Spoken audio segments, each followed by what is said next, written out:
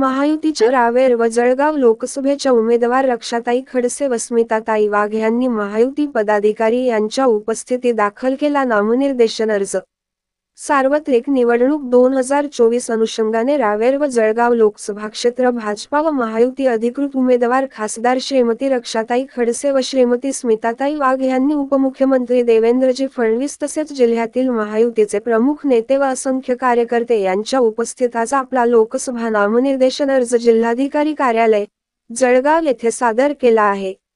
यावेळी महायुती पदाधिकारी यांनी भव्य रॅलीमध्ये सहभागी होऊन सभेमध्ये उपस्थित जनसागरास संबोधून पंतप्रधान नरेंद्र मोदीजी यांना सलग तिसऱ्यांदा प्रधानमंत्री बनविण्यासाठी तसेच महायुती उमेदवार खासदार श्रीमती रक्षाताई खडसे व श्रीमती स्मिताताई वाघ यांना मोठ्या मताधिक्याने निवडून देण्यासाठी प्रत्येक बूथवर जास्तीत जास्त मतदानासाठी प्रयत्न करण्याचे यावेळी आवाहन केले। यावेळी महायुती उमेदवार खासदार श्रीमती रक्षाताई खडसे व श्रीमती स्मिताताई वाघ यांच्यासह उपमुख्यमंत्री देवेंद्रजी फडणवीस, मंत्री श्री गिरीशजी महाजन, मंत्री गुलाबराव पाटील, मंत्री श्री अनिलजी पाटील तसेच महायुती व मित्र पक्षातील आमदार, सर्व प्रमुख पदाधिकारी व कार्यकर्ते मोठ्या संख्येने उपस्थित होते। मनोहर लोणे, दिव्य महाराष्ट्र न्यूज, जळगाव।